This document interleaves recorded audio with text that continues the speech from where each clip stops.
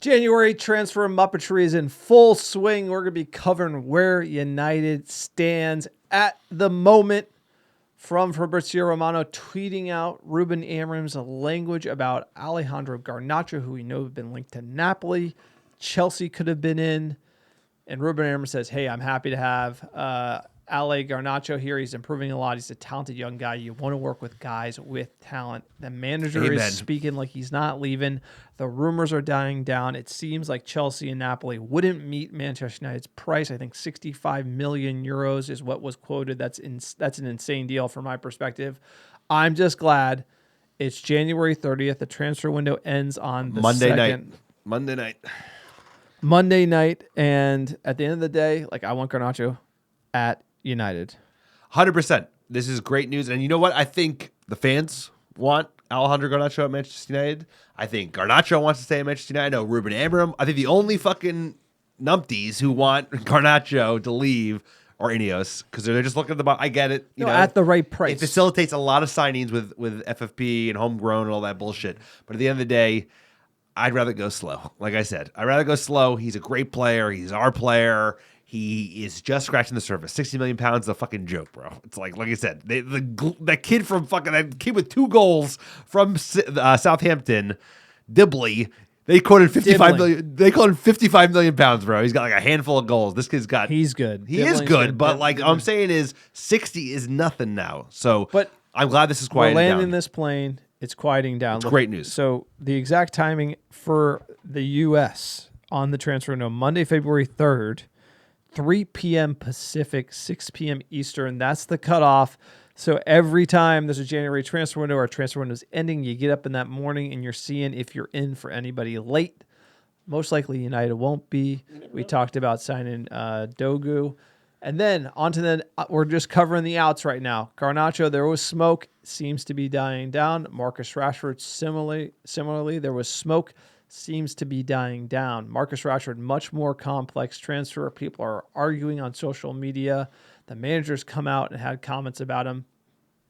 Reading the tea leaves on Marcus Rashford, I believe the club is trying to get him to take a pay cut to leave. Marcus is staying strong. He will not leave for less money. Other clubs will not pay top dollar for Marcus. So it's more of a standoff between other clubs, Manchester United, and the money that Marcus Rashford's on. I think if he wasn't on these insane wages, he could have gotten a deal because of his contract. He's going to stay put to get paid.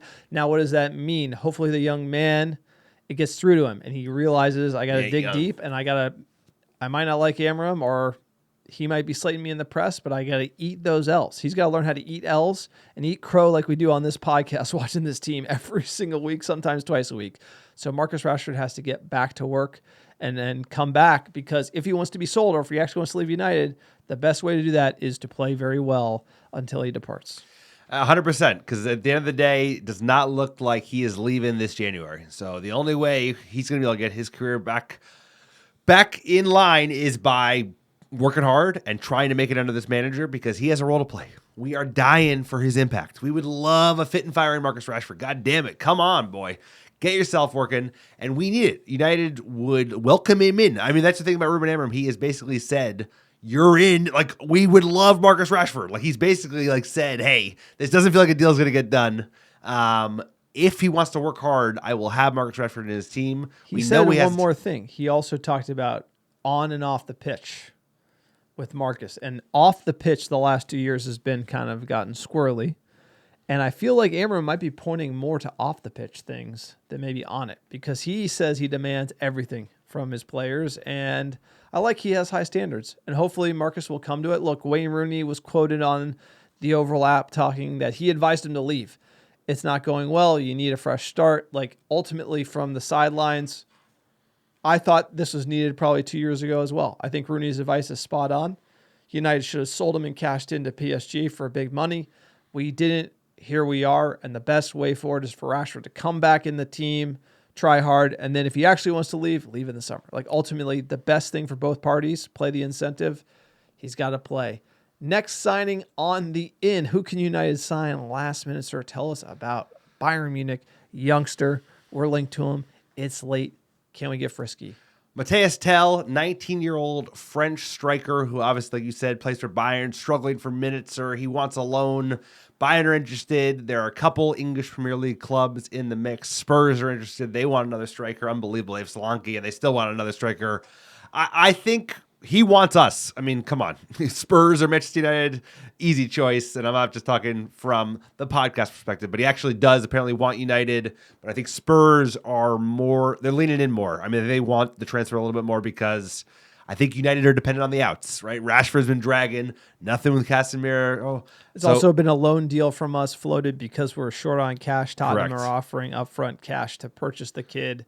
Looking at his football ref, against forwards, last 365 days. Look, he's decent. 19. He's a youngster. He's good. High pass completion, takes a lot of shots, could have more goals, 67th percentile, lots of touches, lots of progressive passes received. Not the best profile, but he's young, right? So I'd take anybody right now. I'd take, like I said, I even said Wout Weghorst. Bring him back. How horrid the attack looks with Xerxes to Højlund every week. And it's just like, you need something else. So if this kid is it, loan deal. I like a frisky loan deal for a striker. Odie and Agalu, where are you at? Let's go. The only thing I don't like about this is he's young. We already have two young strikers or two young number 9s. Or I know Xerxes is not a striker, but like I still like him for the future. But I'm dying for Cavani. Give me a fucking 30-year-old Cavani. You hated the Cavani signing. I hated the Cavani signing before he joined, and I loved him. Got a Cavani kit. Was a big Matador boy. I ate that fucking shit sandwich all day and was admitted I was wrong. I was wrong, but I loved Cavani, especially first season. Let's just go back. We signed Cavani. It ruined your day. It was like I was wrong. You came into this guy, Mr. Hindsight's 2020. I'm not hindsight. I'm just saying it was like I'm not the one who like. I love being wrong, bro. We signed Cavani. It wasn't like you're like I don't rate him. It was like literally like you came in the pod bunker like upset, like it was you were stewing. You were like disappointed all day because I thought he was gonna. I got burned bad on Falcao. All right, it's personal. I got burned bad on Falcao, and that burned me. You got the Falcao kid. He fucking sucked. He was terrible. Came off that big knee injury. Player, but and then Cavani was a fucking hit. I mean, he wasn't a hit in the second season when Ronaldo joined because he showed. I love Cavani because he was a fighter. He fought for the badge. I have a soft spot in my heart for Uruguayans, so I was wrong about Cavani, but we need a Cavani. We are dying for a 30-year-old used to be like elite striker who's looking for a payday. God damn, do we need that right now? So we're going to take anybody up front if we can get him. I say we're not going to get another striker. Yeah, I agree. But the one deal that I think could happen is this Paul Pogba rumor. Because we're broke and because Paul Pogba doesn't have a team, he doesn't have like Paul Pogba doesn't have any leverage right now. So like the fact that we could sign Paul Pogba on a free and he could come back and just play for 6 months under this new manager. I don't know if he's going to give everything in training like the manager wants because we've had issues with Paul Pogba in the past. But I take a punt on him. There's like no risk. He needs to play well to then get a move to a legitimate team, right? He has the doping scandal hanging over his head. He's got connections to United. He recently shared on social media a post of him and Ahmad wearing United kits. He's obviously wearing the Chevrolet, but you could tell like there's this connection with Ahmad. He had shown up at United to train. So to do something free, you're looking at somebody who was upset at Paul Pogba when he was at United because when he came to United, he was just talking about going to Real Madrid. Now he needs United. And I feel like a Paul Pogba who kind of like stared into the abyss with the PED scandal, and he needs to build his career back, could be dangerous. He could run the midfield, sir. I think it's just you take a punt. Like this team we're 13th. Okay, turn the board up.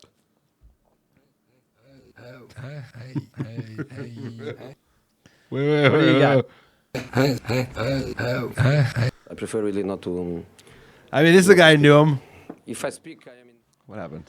You cut me off. I'm good. I'm good on Paul Pogba. Wish him the best. Have no hard feelings. But like, you don't get back up with your exes. We should have done that the first time. We should have never signed him in the first place for whatever we did. Free. 90 million pounds. Free. Doesn't matter. There's no risk. Yes, there is risk. There's risk that he will like come in and bring too much good vibes because he was known as a guy that was What? I'm just He's this a manager. dog on This the day, manager, dude. on Paul his day. Pogba's a player, bro. Okay, Like, he hasn't been a player since that World Cup. Fact. By the way, when he wants some, the number one thing with you're fucking crazy. I'm bro. not crazy. We're like talking about selling Rashford because he can't work hard. This is a player that got caught doing PEDs, who's over 30. Hey, just hold on. He was acquitted with the PED stuff. But what I'm trying to tell you is that Paul Pogba, the player, you and me talked about it. Like, he won the World Cup, and I knew that was bad for United because at that point he didn't need United, right? When you win the World Cup, and I think he was the man of the match, he didn't need Manchester United, and like that led to problems. When there's a trophy on the line, he played very well. The problem with Paul Pogba was motivation. If he was motivated, he's the best player arguably in the world. Like at starting 11, right? He'd be in the midfield, and I feel like he's motivated. So why not take advantage of that, right? And if he's not, then he's not, and he's out. But there's no risk to United. So I feel like a Paul Pogba with an axe to grind could be very dangerous. And you remember, dude, he can run the midfield. Like, there's not a player like him out there. Like, he's so unique physically. He's a player. I hate to admit it, like, you know, but like, like Sancho's not a player. Like Paul Pogba's. He is a player. No, dude. he is a specimen. I wish Paul Pogba. Dude, he's an unbelievable player on his day. He is made. No, hold on. He's made for Saudi Arabia. He should be in the bright lights of Riyadh, bro. I agree. Like, come on, dude. He can. You know how physical and he couldn't make an. He would lose the ball in midfield all the time, not track back, and that was in 2018, bro. The EPL now is under Amorim, he won't play if he doesn't do it. And by the way, he doesn't have any other club, so I just feel like it could. I mean, we won the Europa League with Paul. The only thing I could say is like we need to win the Europa League to salvage the season. No, he won the Europa League at United in his first season, his best season, arguably. I just worry about his effect on the dressing room when we're trying to get serious. It's a humbled Paul P. I mean, you talked to Paul? How the fuck do you know he's a humbled Paul P? He got scammed by his brothers. That's sad. He did PEDs. Like it used to be him and his brothers. Like, I'm rooting for him. I'm just not sure we got to bail him out, bro. So Paul Pogba on hard times, and he's got a point to prove. I mean, the point to prove he is a fucking player, but like, does he have the work ethic? You got to work your ass off under Ruben Amorim, bro. We'll see. It could be a punt for me. I would take Paul Pogba.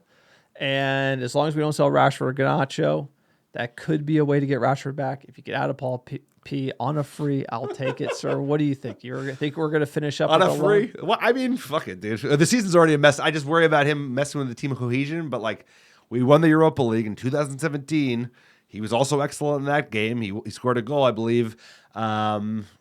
Smiling ear to ear. So if he helped us win the Europa League final in Bilbao, this is a pure punt. It's not going to happen. No, it's not going to, because there's been no noise other than his noise, like other than like him doing some tweeting.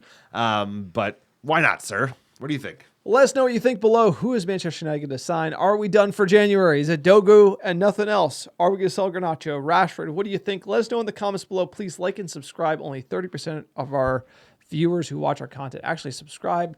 We're a small YouTube channel. Help us. Subscribe. It helps other Muppets like yourself find this amazing Manchester United content. We're for fans, by fans, and we'll see you in the next video.